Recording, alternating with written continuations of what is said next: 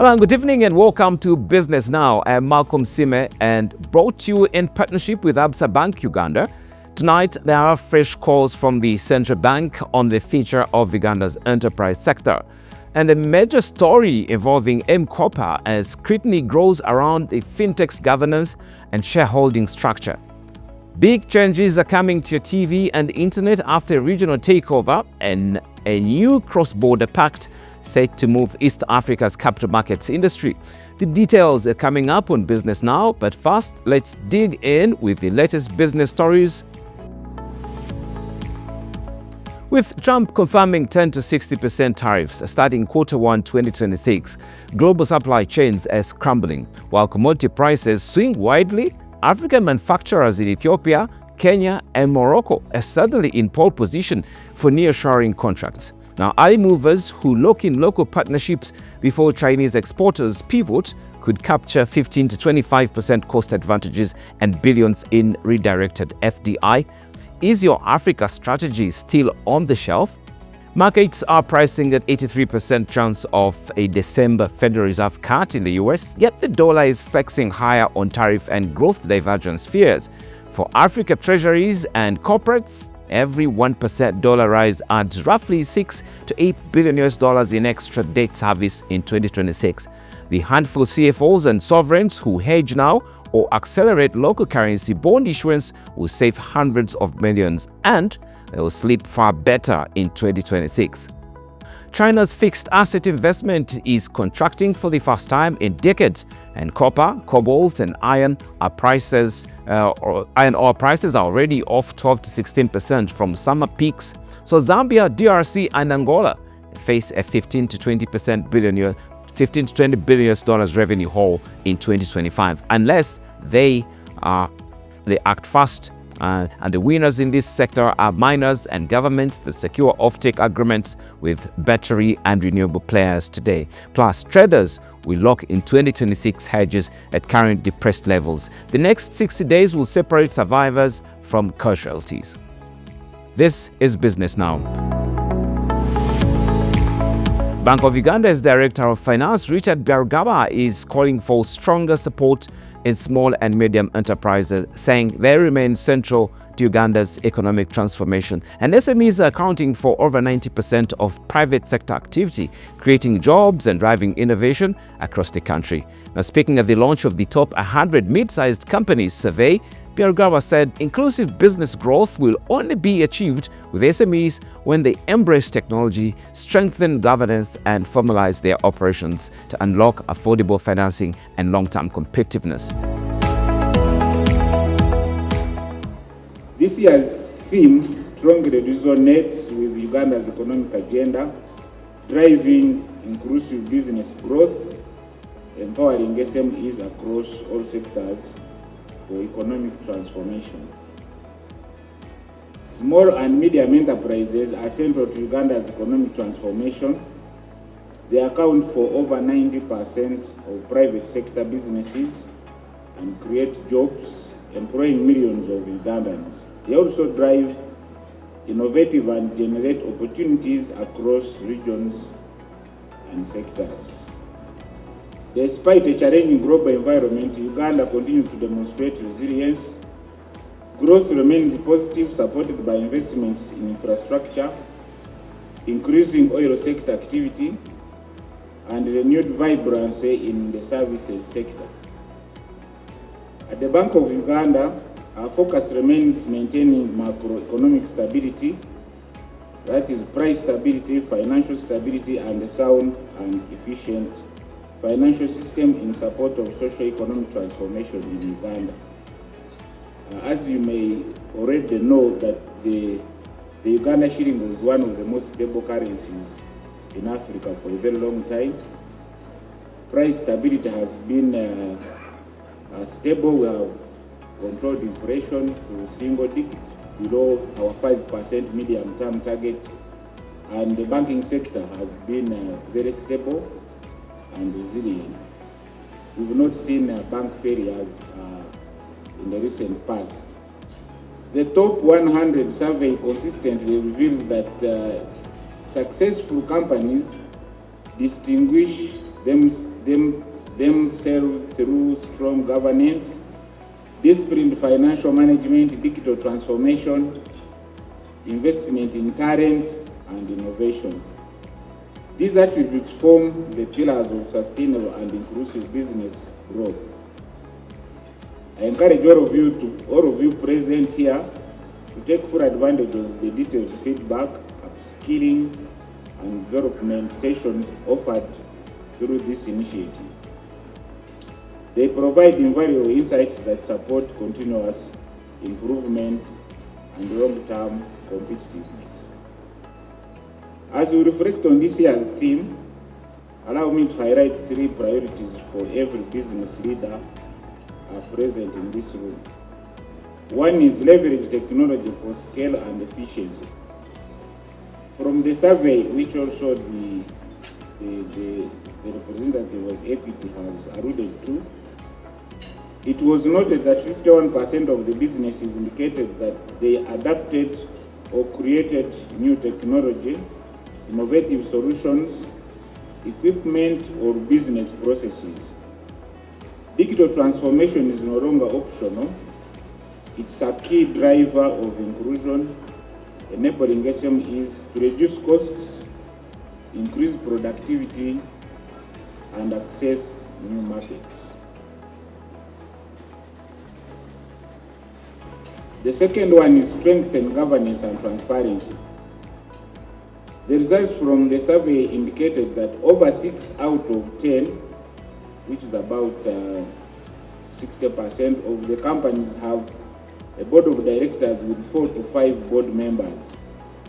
80% of the respondents affirmed that the board of directors have stated executive roles.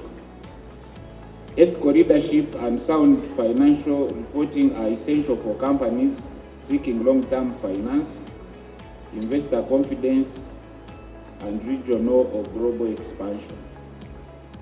The third one is power of formalization. Allow me to highlight another critical driver of inclusive business growth, which is formalization. For many SMEs, taking the step to formalize operations is not merely a regulatory requirement, it is a strategic decision that unlocks meaningful opportunities for growth. And again, I want to mention that one of the reasons that many Ugandans don't access finance is because of the informal nature of our businesses.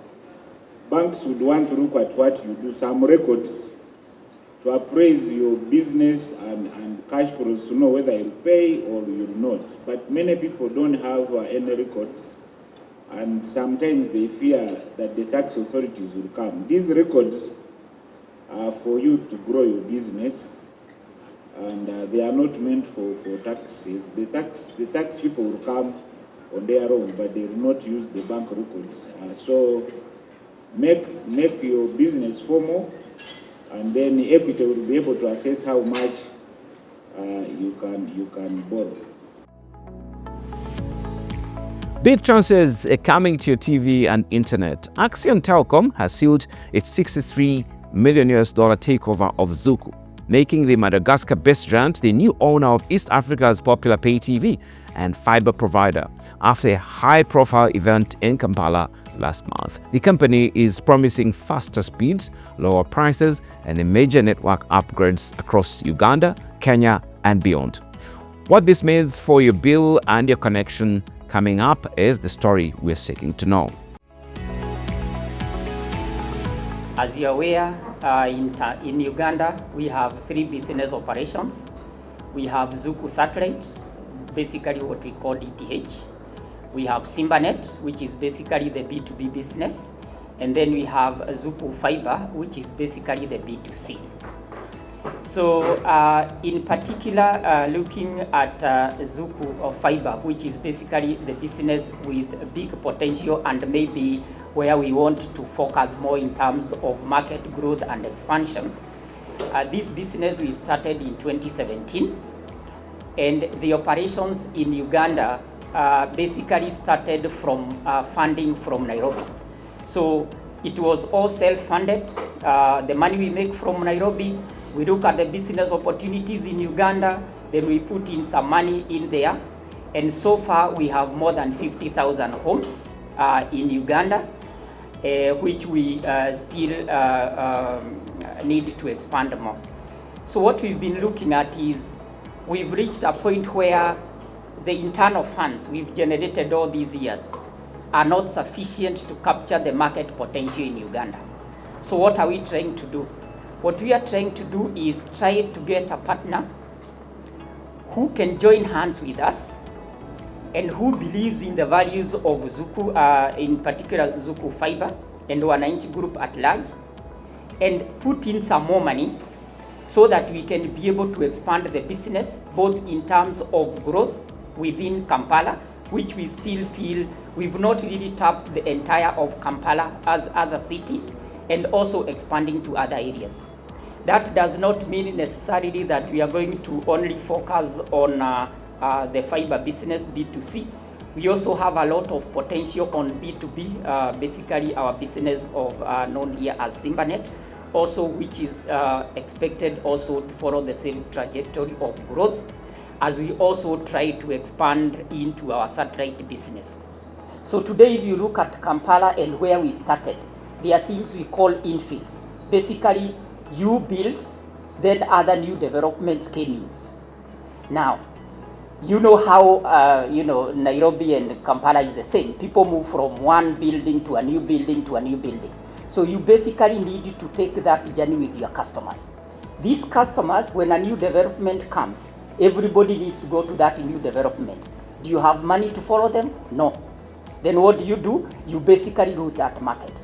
So for me, what we've been trying to do, we've basically been running this market on a defensive mode, basically trying to defend the market, but we need now to move to the attacking mode, meaning that we have the scale to service all the customers.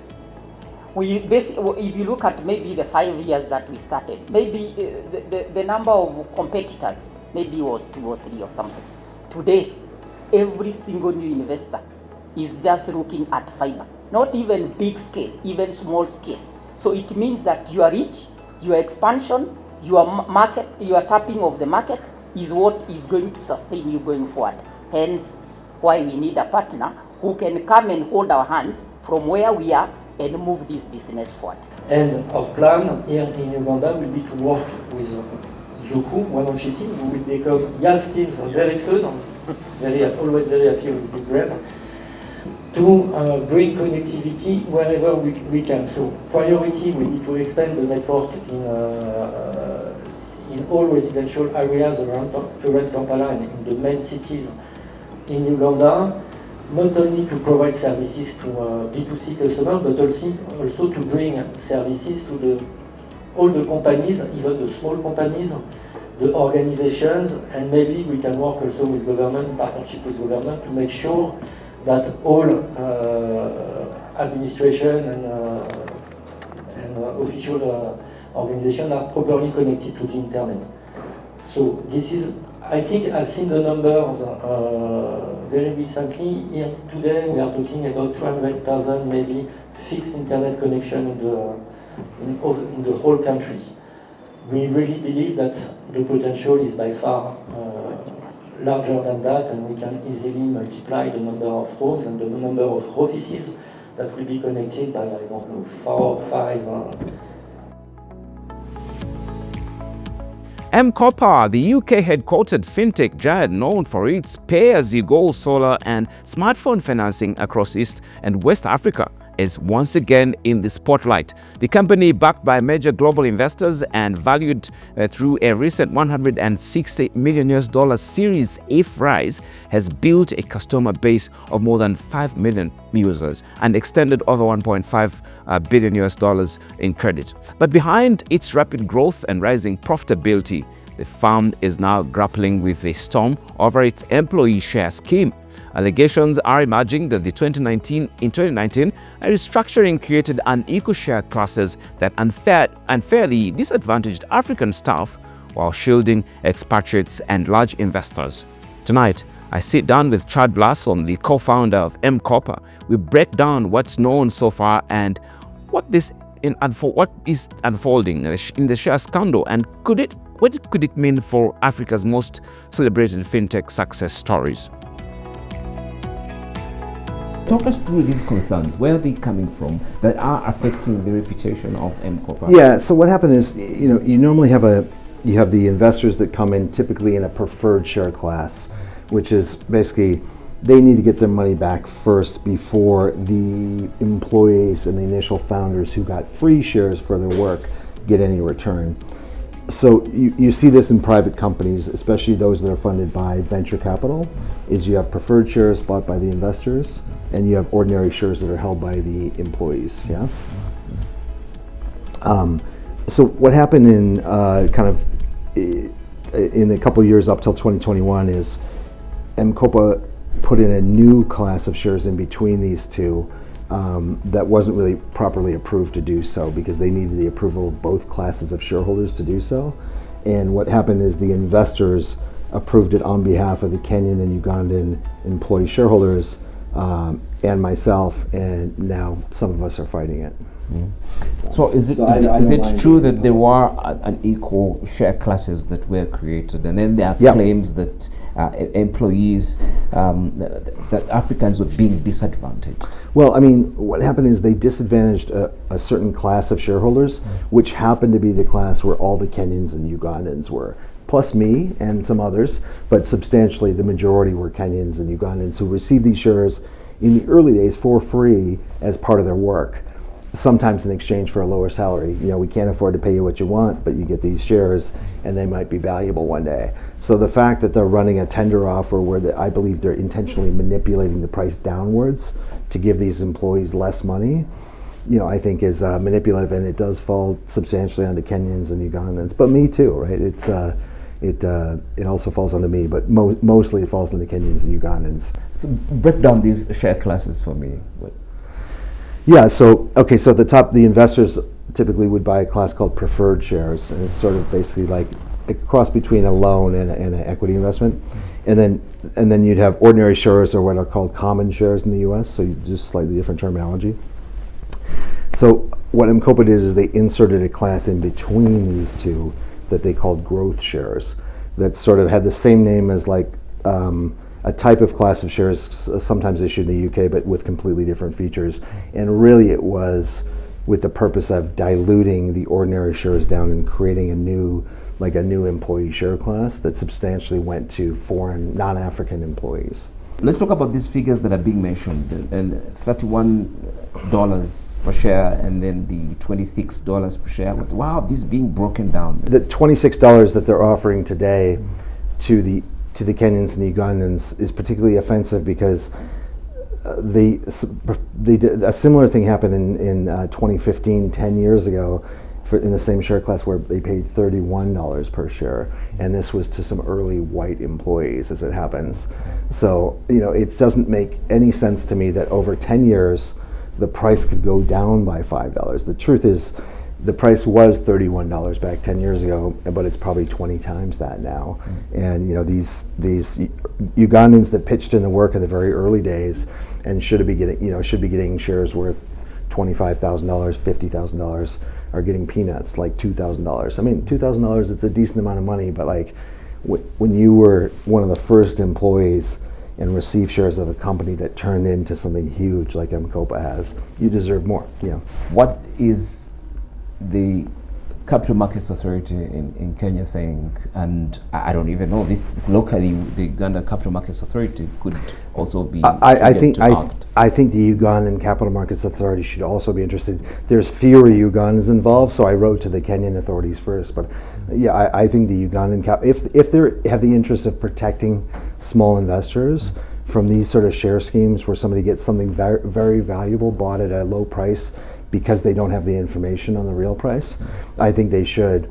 Capital Markets Authority has just acknowledged my letter, but we've not gone further. I've just written them a follow-up in the last few days, but I'm hoping they'll look at this at their own time. So Chad Lasson, what outcomes are you looking out for here by seeking a regulatory investigation? Right. Well, I mean, right now I think that, the Capital Markets Authority hopefully can step in to protect these small investors from being denied the information they're entitled to, because they're being asked to accept or deny a price and not being given any information about how that price is calculated, or such information as there was a transaction 10 years ago at a higher price, for example, right? And so I think but like in the long run, I think, they need to compensate for the damage that they did to the shares in the actions that were not approved by the ordinary shareholders. And it's the main beneficiaries of those actions who should compensate, and that's the big one being the British government. Like, this is really, when you drill through it, it's a British government kind of oppression of the Kenyan and Ugandan staff. That's what it looks like to me. Kenya's Nairobi Securities Exchange and Somali's Securities Exchange are in an MOU. The two exchanges have agreed to collaborate on cross-border listings, tax transfer, and sukuk development ahead of Somalia's 2026 market launch. Now, the Nairobi Securities Exchange says the deal strengthens Nairobi's hub role, while the exchange says it brings Somali enterprises into a regulated market, and that market is also a huge market, including East African countries, Uganda, Rwanda, Kenya, and now Somalia. And that's business now for tonight. A big thank you to our sponsor, Absa Bank Uganda, for supporting the program. You can rewatch this and past episodes on our NTV Uganda YouTube channel, and follow us on our social media platforms to join conversations and share views. Malcolm Sime up next is NTV Tonight, and have a great evening.